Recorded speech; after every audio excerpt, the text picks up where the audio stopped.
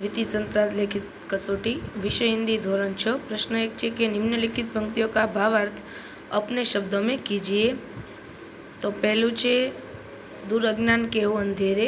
हे ईश्वर, तू हमें ज्ञान का प्रकाश दे जिससे हमारे अज्ञान का अंधेरा दूर हो जाए, हम हर बुराई से बचते रहे।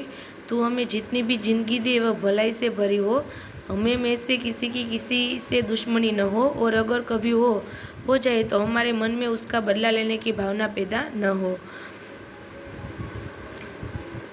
बीजू छे सुविधाओं को शुरू सिलसिला विलासिता की खुशबू है, बचत समय की और शक्ति की, विकास का जादू है, नए नए उपकरण बनाए नूतन अनुसंधान की। वैज्ञानिक आविष्कारों से सुविधाओं का क्रम शुरू हुआ, इनसे लोगों के सुख भोग में वृद्धि हुई, इनके कारण समय और शक्ति की भी बचत हुई, जादू की तरह विकास हुआ, नए नए साधन बनाए गए। आज इन नए उन अनुसंधानों का जय जयकार हो रहा है। हर तरफ अंत होना, आज हर तरफ अत्याचार हो रहे हैं, लोग उन्हें रोकने में असमर्थ है। हर आदमी डरा डरा दिखाई देता है, पाप का बोझ बढ़ता ही जा रहा है। पता नहीं धरती यह सब कैसे सहन कर रही है। हे परमात्मा, तो अपनी ममता के बल से धरती के इस बोझ को उठा ले, जिससे तेरी बनाई हुई यह दुनिया नष्ट होने से बच जाए। प्रश्न 1b, प्रश्नों के उत्तर लिखिए। हमारा मन पावन कैसे बनेगा? तो कि करुणा के जल से हमारा मन पावन बनेगा। हम दुनिया में यश कैसे प्राप्त कर सकते हैं? हम पिछड़ेपन को छोड़कर समय के साथ आगे बढ़े तो दुनिया में यश प्राप्त कर सकते हैं। किन किन उपकरणों के माध्यम से संदेशा व्यवहार हो सकता है? टेलीफोन, मोबाइल, फैक्स आदि। प्रश्न 2 सही वाक्यांश चुनकर वाक्य फिर से लिखिए। नेपोलियन जब छोटा लड़का था तभी से वह सत्यवादी था। व्यापारी अली ख्वाजा के पास 1000 सोने की मोहरें इकट्ठी हो गई। प्रश्न 2b, प्रश्नों के उत्तर संक्षिप्त में लिखिए। पहलू, हस्ताक्षर करने के बाद गांधी जी ने क्या लिखा? तुम्हारे इन आभूषणों की अपेक्षा तुम्हारा त्याग ही सच्चा आभूषण है। वाजिद के घर पकवान बनाते समय क्या हुआ? तो कि तेल खत्म हो गया।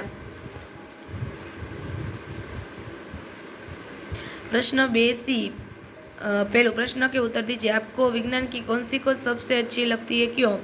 टेलीविज़न का आविष्कार, क्योंकि यह तरह तरह से हमारा मनोरंजन करता है। वास्तविकता जानने पर खलीफा ने क्या निर्णय किया?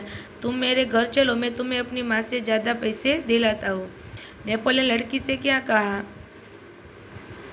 हसन की सूझबूझ से तेल के बारे में वास्तविक जाने पर खलीफा ने क्या निर्णय लिया? हसन की सूझबूझ से तेल के बारे में वास्तविकता पता चल गया, इससे खलीफा को न्याय के लिए सबूत मिल गया। उन्होंने वाजिद को अली ख्वाजा की मोहरें वापस करने का आदेश दिया। इसके साथ ही उन्होंने विश्वासघात के अपराध के लिए वाजिद को सजा सुनाई। खलीफा ने बुद्धिमान हसन को बहुत सा पुरस्कार दिया। नेपोलियन ने लड़की से क्या कहा? तो तुम मेरे घर चलो, मैं तुम्हें अपनी माँ से ज़्यादा पैसे दिलाता हूँ। प्रश्न 3, निम्नलिखित मुहावरों का अर्थ देकर वाक्य में प्रयोग कीजिए। पहलू, सिर खुजलाना, समझ न पाना कि क्या किया जाए। प्रश्न सुनकर लड़का सिर खुजलाने लगा।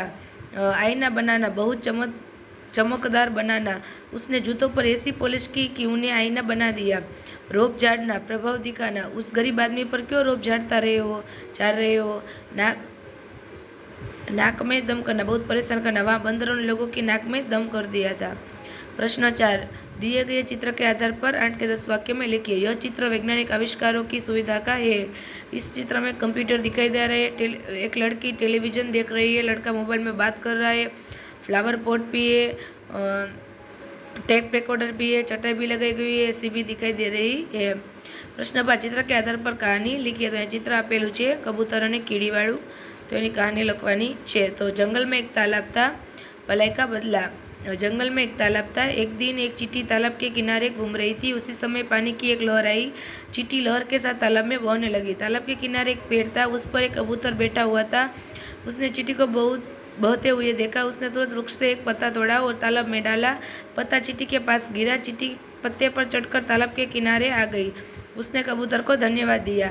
एक दिन जंगल में एक शिकारी आया। उसने पेड़ की डाल पर बैठे हुए कबूतर पर निशान साधा। चींटी ने देखा, वह तुरंत शिकारी के पास पहुंची। उसने शिकारी के पैर में काट लिया। शिकारी दर्द से चीखा। उसकी चीख सुनकर कबूतर उठ गया। इस तरह चींटी ने कबूतर की जान बचाई। सच है, भलाई का बदला भलाई से चुकाना चाहिए। प्रश्न 6 दिए गए परिच्छेद का मातृभाषा में अनुवाद कीजिए। तो अहींया हिंदी में फकरो आपेलो छे एनो गुजराती में अनुवाद करवानो छे। तो खलीफा एक दिवस पोतानो वेश बदलीने शहेरमां फरी रह्या हता त्यारे तेमणे કેટલાક છોકરાઓને ન્યાયાલયની રમત રમતા જોયા। તેઓ છુપાઈને તેમનો ખેલ જોવા લાગ્યા। તેમને લાગ્યું કે જે છોકરો ન્યાયાધીશ બન્યો છે તે ખૂબ જ સમજુ છે, તે જેવી રીતે ન્યાય કરી રહ્યો છે તે બિલકુલ યોગ્ય છે। એટલે તેમણે તે છોકરાને પોતાની પાસે બોલાવ્યો અને તેનું નામ પૂછ્યું। છોકરાએ કહ્યું, મારું નામ હસન છે। प्रश्न 7 निम्नलिखित शब्दों का लिंग परिवर्तन करके उसका वाक्य में प्रयोग कीजिए। दादाजी नु दादी, दादी मंदिर जा रही है। लेखक नु लेखिका, लेखिका निबंध लिख रही है। मालिक नु मालकिन, ये मेरे मालकिन का घर है। शेरनी नु शेर, जंगल में शेर रहता है। अध्यापक नु अध्यापिका, अध्यापिका पढ़ा रही है। लड़का नु लड़की, लड़की खेल रही है। प्रश्न 8 दिए गए पत्र को पढ़कर प्रश्नों के उत्तर संक्षिप्त में लिखिए। तो एक पत्र आपेलो छे, ए पत्र वाँची अने प्रश्न जवाब आपवाना छे। पहलू छे पत्र किस दिनांक को लिखा गया है? 10 फरवरी 2023 को। पत्र में क्या संबोधन किया गया है? प्रिय मित्र आसिफ। पत्र किसने किसको लिखा है? जोसेफ ने आसिफ को लिखा है। पत्र कहाँ से लिखा गया है? 105 सद्भावना सोसाइटी जामनगर से। पत्र में पता किस ओर लिखा गया? दाहिनी ओर। प्रश्न 8 ब गद्यांश को पढ़कर प्रश्नों के उत्तर लिखिए। तो अहीं एक फकरो आपेलो छे, एमांथी तमारे प्रश्न जवाब लखवाना छे। पहलू, किसके बिना योग्यता व्यर्थ है? साहस के बिना योग्यता व्यर्थ है। कायर और साहसी में क्या फ़र्क है? कायर हमेशा सोचते रहते हैं, बैठे बैठे सपना देखते हैं, साहसी विजयी हो जाते हैं। यह दुनिया किन के लिए है? यह दुनिया साहसी लोगों के लिए है। रक्त का समानार्थी शब्द परिच्छेद में ढूंढकर लिखिए। लहू। प्रश्न 9 निम्नलिखित वाक्यों में से उचित स्थान पर विराम चिन्ह लगाकर वाक्य फिर से लिखे। तो आ रीते विराम चिन्ह मूकवाना छे। माँ ने उस लड़की को 2 बड़े सिक्के दिए। पूर्ण विराम। कौमुदी ने गांधी जी से पूछा, क्या आप मुझे अपने हस्ताक्षर देंगे? प्रश्न चिन्ह। वाह, कितनी प्यारी बच्ची है। इलाजा ने कहा, चलो भैया हम यहाँ से भाग चले।